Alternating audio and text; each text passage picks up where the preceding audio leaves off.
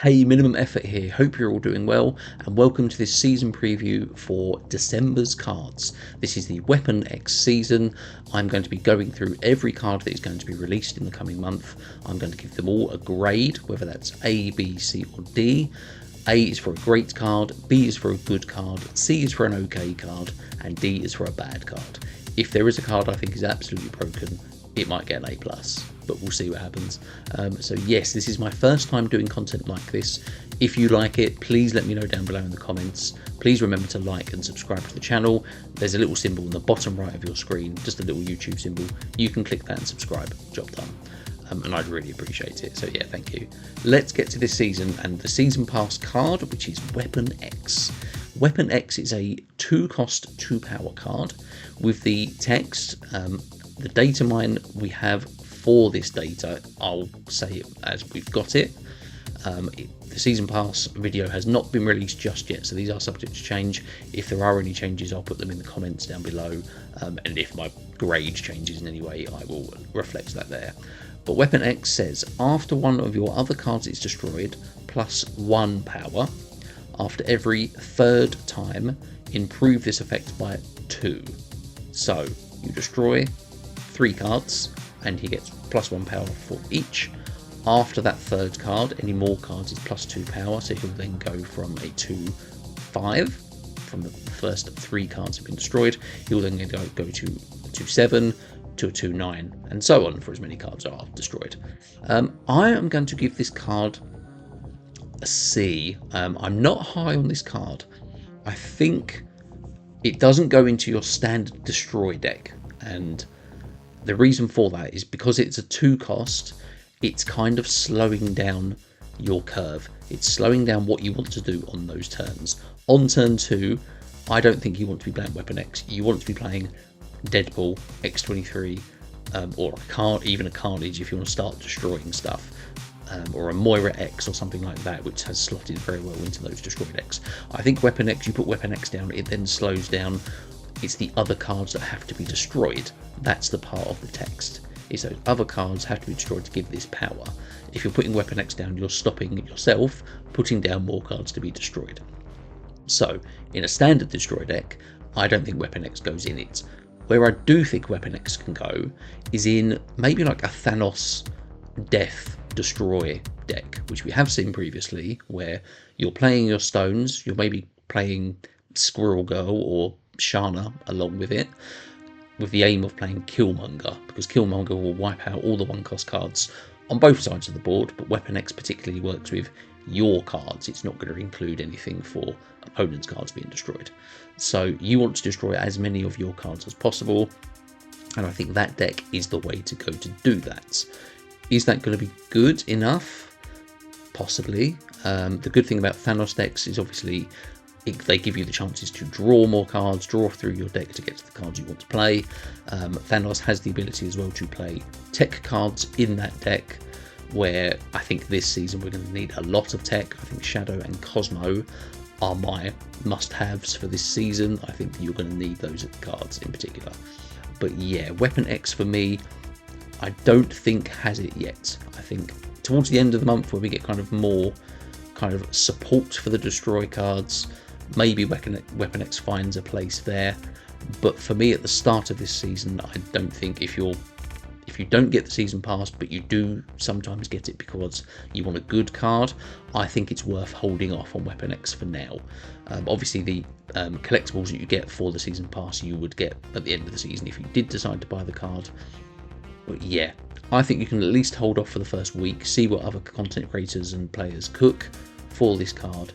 For me, it's a C. It's a wait and see as well. Let's see if we can make this card better. But yeah, obviously you have to destroy a lot of cards for it, and sometimes in Thanos decks as well, obviously you want to keep your stones because Thanos, you want to make Thanos as big as possible. That's going to be your kind of main power card. Destroying the stone, it might not be the best way to do that. So yeah, first card, Weapon X, gets a C. The next card we have is the Season Pass Premium card, which is Adamantium Infusion. This is a 4-cost skill with the on-reveal text of revive your highest power destroyed card here with its power doubled. I'm going to give this card a B. I think there's lots of synergy for this card in particular decks where this is going to be very strong. Obviously, it's a highest power destroyed card here that is being doubled. Anytime you can double a card in Marvel Snap, it has very good effects. Think of Deadpool in Destroy. Think of Human Torch in Move. Think of these cards where anything that's doubling, you can get potentially to a lot of power.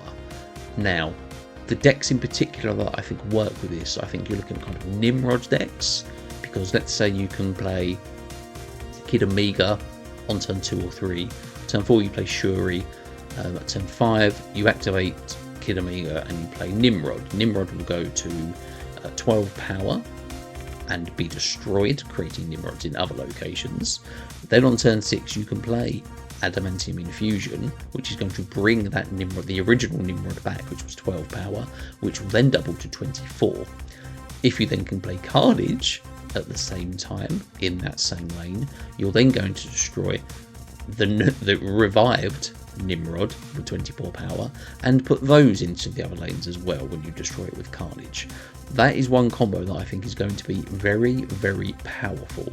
I think we need to watch out for that this season in particular, because those kind of Shuri Nimrod decks have alternate playlines as well. You can maybe go with something like Phoenix Force, you've got Elixir, you've got other ways to bring back cards that have been destroyed, and that's why I think Adamantium Infusion is going to be very useful. You can even think of some cards like Atuma, which destroy your cards. If you have a particular card that you destroy in that Atuma lane, bringing it back, doubling the power, that might be another way to get combos off. I think Firehair in particular as well might be very strong this season too. So I think there's definite potential with this card. I think people or content creators are going to find ways to make this busted. It gets a B for me. I think a 4-cost skill is quite high cost. Obviously, it's such a good effect. Anytime you can double, like I say, that's good. Getting a double effect for 4 cost seems pretty good. It could be an A, this card. I think it could be really, really good, but I will stick with a B just to kind of stay on the safe side. But yeah, I think this is going to be a very strong card. I don't normally get the Season Pass Premium card. I might have to make an exception in this case. The next card released is Chamber. This is coming on December 2nd. This is the first card released into Series 5 Snap Packs this season. Chamber is a 2-cost 3-power card with the activate ability plus 2 power for each 5-cost or higher card you have here and in hand. I think this card is a B. I think this is going to be one of the sleeper cards of the season, because I think there are a few decks that it can go into where it's going to get a lot of power. I see this card potentially being like a 2/11 in a lot of cases, because you are hopefully obviously going to have those big cards in your hand, or you're putting them on the board for a late activation with Chamber. Yeah, I think if you think about those kind of ramp decks where you're ramping with Electro, Lunar Snow, Superior Spider-Man, you're kind of ramping into those big cards that you're going to have in your hand. There's certainly a few that are 5-cost or more. I think Chamber's going to slot very nicely into those decks as that turn 2 option. I think as well, Chamber goes into Thanos decks. Thanos decks usually obviously have Thanos, Mockingbird, Eliath or Death if it's the Destroy version, potentially a Blue Marvel, something like that. So there are a few bigger cards that deck has, and obviously the cards that Thanos has in particular, obviously you can draw the stone that draws Thanos, so Thanos will be in your hand and be able to be put into play. So yeah, I think that's another deck it can go into. It might not be the most obvious choice, but Mr. Negative runs a lot of 5-cost or higher cards as well. So Chamber might find a way into those decks, possibly the Esme Cuckoo versions. But yeah, that's a potential one. And I think just there are going to be a few cards where you have a few decks where you have 5-cost or higher, and you think, okay, do you know what? I might just put this in my deck because it's a chance to be a 2/7. I mean, that's pretty good stats. If you think about first Ghost Rider is a 2/7 that has to discard a card and take that power away. Yeah, Chamber seems it can do that pretty easily, because if you think about a standard kind of deck, like a mid-range deck, you're going to have a few 5-cost cards, maybe a 6. So I think, yeah, Chamber has a lot of potential to be just a really good 2-cost big power card. And we're obviously, because you're looking to play and draw those 5-cost cards and above, you're hopefully going to get a lot of power on the board as well. So yeah, I see this being a really good card. I think this is going to be a card, definitely a card to get in that first week. The next card releasing into Series 4 Snap Packs, also on December 2nd, is Wild Child. Wild Child is a 2-cost 1-power card with the ongoing ability of +4 power if you've discarded a card, +4 power if one of your cards has been destroyed. So you're looking to play Wild Child in a deck where you are doing both. You are destroying and discarding. And yes, those cards do exist in the game, like Wolverine and X-23 would be your kind of targets for those decks. However, I'm going to give this card a C. I think if there was a way to make a discard and destroy deck good already, we would see this deck already being played in the game. I don't think we have all the cards for this archetype yet either. There are more cards being released later in the season that might help this out more, but for me, even when those cards are out, potentially, I think it might not be good enough compared to like your standard meta decks at the moment. There are a lot of very good decks being played. I'm not sure if this double archetype is going to work out. I might be wrong, it might prove to be pretty good, but yeah, obviously the potential for a 2/9 is very good, and obviously if you are discarding or destroying Wolverine next 23, you're getting extra power and extra energy, so there might be something there, but for now, yeah, I'm giving this card a C. The next card being released, apparently also on December 2nd in a limited time event, is Wade Wilson. This is a 2-cost 2-power card that says, when destroyed, replace this with a 1-cost card from your hand or deck with +1 power. Now, I'm interested by this card. I don't think, again, this goes in standard destroy decks with Deadpool. I think, again, like Weapon X, that 2-cost card is going to slow down what you want to do. If it's destroyed and then replaced with a Deadpool, but it's only getting +1 power, that doesn't quite seem enough for if that's what you want to do, because obviously you want to be kind of doubling that as much as possible. And if you're already destroying that card to then replace it with Deadpool, you've missed out on a round of destroying stuff. So yeah, I don't think Wade Wilson goes into standard destroy. I think I'm interested to play Wade Wilson in something like a Dormammu deck, where maybe you're trying to draw a Hood to have a demon to get extra power on the board, or something like a Moira X, where you can get obviously copies of the cards that started in your hand, where you can get more Dormammu abilities. You get that first starting spell for Dormammu. So that, I think, is a potential way to go. I'm not totally sure what other cards you're going to be looking for to get that at 1 cost. You get a benefit for having 1+1 power for it. Potentially something like Kitty Pryde, but then that's just a completely different sort of deck. I'm just trying to think of like 1-cost cards that are better off with that +1 power. And yeah, I'm not totally sure. I'm interested to see what limited time event this card is in and how easy it would be to get, because I think I'm interested by that Dormammu interaction, but not much else. So yeah, this card is definitely getting a C. But yes, this is one I think potentially players might find a way to make useful.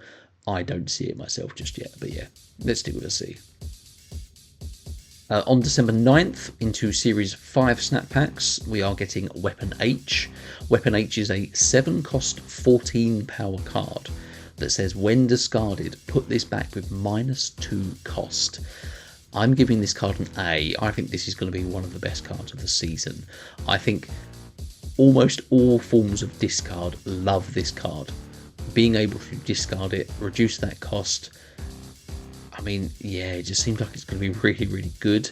Hella decks, unfortunately, will love this, because yes, it's going to take that 7-cost slot probably away from Scar, because if you can discard this early with something like a Corvus Glaive, even a Lady Sif, something like that, you're going to reduce that cost. and which means you can put it on the board on turn 5 wherever you want it. Then you can play Hela on turn 6 if you've discarded enough other things, and yes, if you've got a 14 power guaranteed in a lane, and you're then hoping that Hela is going to kind of fill in the gaps and put the rest of the power on the board. I just think this seems really good. I don't think it replaces Apocalypse in those decks, but it might be worth having it as an extra option where if you don't draw Apocalypse, you can at least try to target Weapon H as your kind of big power card that you're going to put on the board. You know, on turn 4 you can play Lady Sif to discard this, and a Blade, which will discard this card twice, which means it will be 3 costs. That seems really good as well. Obviously, if you then played Modok on turn 5, it would reduce it to 1 cost. That seems pretty good as well. Yeah, I'm not sure that discard needs more power, but this is certainly a very good card. I think it's going to fit in very well.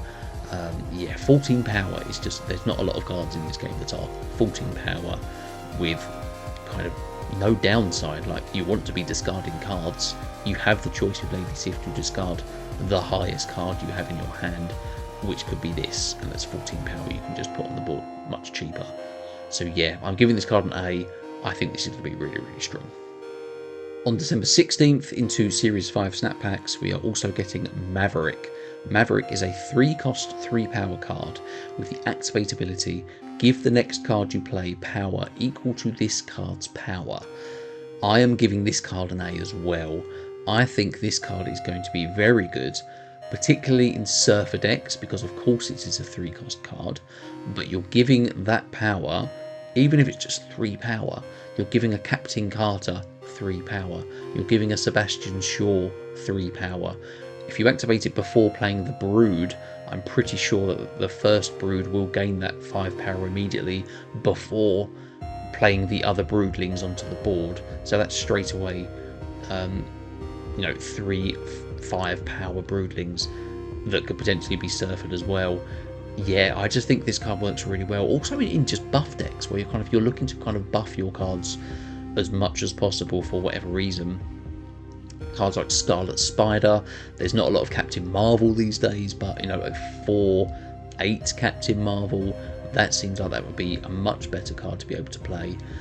And yeah, I really like this card. There's lots of potential for this card. I think it's going to be really good. It's getting an A for sure. On December 18th, we're getting 2 cards released to us through a limited time event, the first of which is Fastball Special. This is a 2-cost skill with the on reveal, destroy your highest power card here to afflict an enemy card here with that much negative power. I'm giving this card a B. I think this is going to be a strong card this season, particularly because it pairs well with Adamantium Infusion, that Season Pass premium card, because on turn 6 you can play Fastball Special first, destroy your big card, afflict enemy card with that much power, and then you're playing Adamantium Infusion to bring that card back with double power in another lane. That seems like it could be pretty good.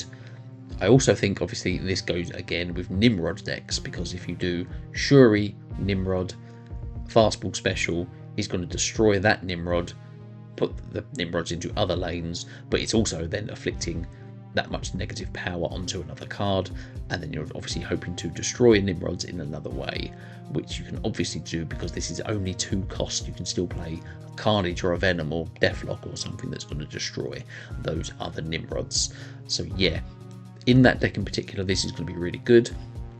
I'm interested to see where this goes as well in Affliction decks, because I think there could be a home for it. It's difficult because obviously Affliction decks, you might not necessarily want to be destroying your highest power cards. Obviously you don't want to destroy an Ajax, that's going to be your biggest power, but potentially you can do, if you play Man Thing, let's say on turn 4, your opponent is then obviously not going to play any lower cost cards into that lane, but if they play a 4, a 5 or a 6 cost card that can't be hit by Man Thing, you actually have a chance to destroy Man Thing with this, and then you're putting -7 power onto one of those cards, which is obviously still going to be a buff for Ajax. So that's one possible play you can do with that. But I'm interested to play around with this card as well to see what else we can do. I think it's also maybe potential, this might be a bit cope, but just as an alternative for kind of an all-in Wong Panther Zola deck, because you can again do Wong Panther on turns 4 and 5, and then turn 6 if you don't draw Zola. If you've got Fastball Special and Adamantium Infusion, you're still going to be destroying a big Panther, with putting that negative power onto the other side of the board, and of course bringing it back with Adamantium Infusion in a different lane. That seems like that's going to be pretty powerful too. So yeah, I like this card. Getting a B, yeah, very interested as well, just to kind of play around with it. I think there's a lot more to it that we can find. The next card released in that limited time event on December 18th is Marrow. Marrow is a 2-cost 3 power card that says, when discarded or destroyed, randomly split -6 power among enemy cards. Now, I'm very interested in this card. Yes, I'm not totally sold on that discard destroy package, but I think Marrow is going to be a big part of that. And I'm particularly interested in Marrow if we can discard or destroy it more than once. Because yes, -6 power is good one time. If you can do it again, that's going to be really good. So how would we be able to do this? You're probably looking at something like a Morgan Fay to be able to bring it back. But then if you have something like an Atuma put into a lane, and then you play Marrow into it, it's destroyed. You can then play Morgan Fay to bring it back, and then do it again. That seems like that's going to be a lot of power that is obviously negatively affecting your opponent's cards. So I'm interested in kind of a playline like that. Again, yeah, we need to see kind of where this discard destroy package can go. I'm not totally sold on it. I'm giving this card a C, but I think this has potential to be a B. I think if we can get the right kind of deck for this card, I like this card more than the other discard and destroy cards, basically. So yeah, and obviously if you can get a double activation for it, it's going to be actually quite strong.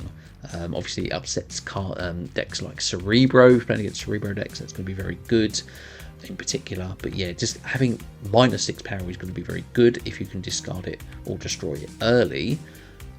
Obviously you can destroy this card if you play it on turn 2, you can destroy it on turn 3. That seems pretty good, and that's going to disrupt a lot of what your opponent is doing in that early game. And it also means you're probably likely to also kind of have priority, because if you are playing cards set up to destroy, you're still going to have good power on the board while afflicting your opponent with negative power. So yeah, I like Marrow. C for now, but again, I think this could be B. I think this could be a card that we come back to and think actually we can build around this in some way. So yeah, I'm interested to see where we can go with this card. The next card coming to Series 5 Snap Packs on December the 23rd, just in time for Christmas, is Aurora. Aurora is a 6-cost 6 power card with the on reveal, give one of your other on reveal cards at each location +2 power. Repeat for ongoing, activate, and end of turn. I'm giving this card a B. I think there's a lot of potential for this card. I might upgrade this to an A, because I think in certain decks, I think this is going to find a real home. Obviously, if you think about the kind of standard decks that you're kind of playing, you might have an on-reveal card in there, you might have an ongoing, maybe an activate, maybe an end of turn. If you can find decks that you kind of play anyway, like look through your card collection, look at your decks and see actually how many of these cards do I have of each different type. And if I have Aurora in this deck, what can I do with this card? What can I do with that extra power that we're going to get? Because again, I think for kind of activate cards, something like a Scarlet Spider is really going to obviously love this, because Scarlet Spider going extra power, if you're kind of buffing things anyway, it's going to be really good. On reveals obviously are buffing cards as well, so that's a way to kind of focus. End of turn, there are of course end of turn decks that we probably don't want to have more power for them, but Aurora is a way to do that, so that's potentially a very good home for it as well, because you're looking to get kind of on reveal cards in that deck as well. So yeah, I just think even just having that extra flexibility, I just think Aurora looks good. If you think about Spectrum in ongoing decks, that kind of ability works really well. And I think there are, like I say, a lot of decks where you have that kind of mix of, it might only be like 1 or 2, but if they're very good cards, you're going to get a lot more out of having Aurora in your deck rather than maybe something else. So yeah, I'm very interested by the deck building potential with this card. This is going to be a card I spend a lot of time with. So yeah, I'm giving it a B. I think this could go to an A. I think, yeah, the potential for this card, +2 power, even if you can get a Wong somehow into this deck, and obviously get those on reveals twice, that's very good. That's something that I'm going to be looking to do with Aurora, potentially as like an Odin alternative. But yeah, I'm very, very interested in this card and what we can do with it. And the final card to be released this season is Fantomex on December 30th into Season 5 Snap Packs. Is a 4/6 activate with the text, if you've had cards discarded and destroyed, afflict front row enemy cards at each location with -2 power. So there's a lot going on. Obviously you have to have cards discarded and destroyed in that package, but it's going to put out a lot of power for you. So Fantomex having 6 power, if your opponent has 2 cards in each location, which if you play this on turn 4 or 5 and you activate it at the end of the game, there's a very good chance that your opponent is going to have those cards in those locations. So potentially you're looking at obviously -2 power on each card. It's -4 power in a lane, so that's -12 overall, plus that 6 power from Fantomex, so he's kind of a 4/18. That seems very good. However, he is a 4-cost activate, and if you're not drawing him and playing him on turn 4, what are we doing? Because turn 5, you might still want to do him for the activate on turn 6, but you might also have other things in your deck that you're trying to do that are going to be better, because 5-cost cards are among the best cards in the game at the moment, and you might want to do your 5-cost card instead, which means this can be potentially a kind of a dead draw, because obviously if you're drawing it any later than turn 4, you might not play it, but it has a lot of potential for that power. So I'm going to give it a C, because yes, I'm still not overall sold on this discard destroy package.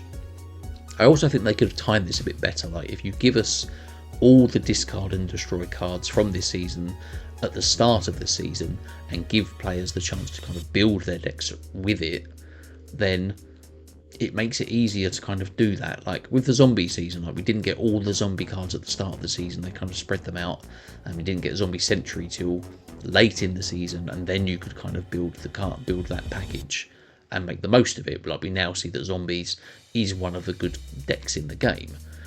But again, they're kind of doing it with this, where they're not giving you all the cards to kind of play with.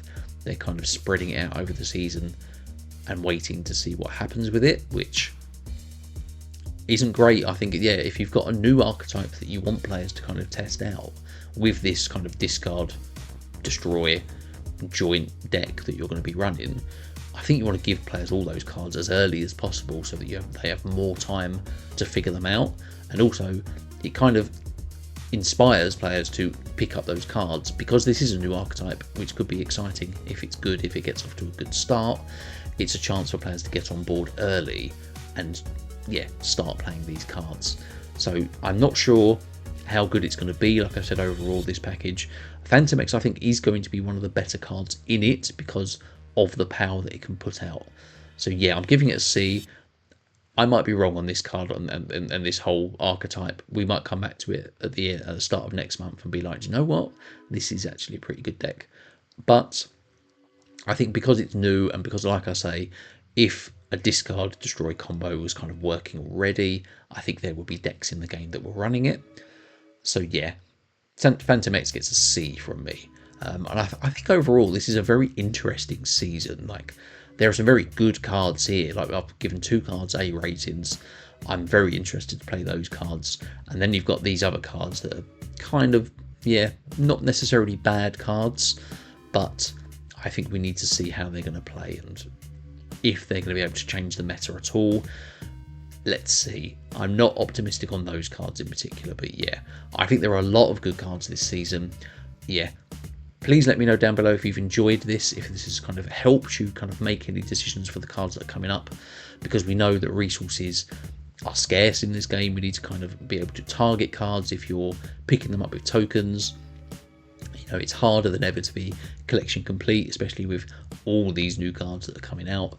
Yeah, it makes things much harder. So I really hope this guide can help you with selecting the cards that you want to buy this season. So yeah, please let me know what you think of these cards down below. What do you think is going to be the best card of the month? What do you think is going to be the worst card of the month? Yeah, interested to see kind of what you guys think as well. So yeah, thank you so much for watching. Really appreciate it. Hope you've enjoyed it. Please let me know what you think of this, and I would like to do this at the start of every month going forward, so I'd really appreciate feedback on it.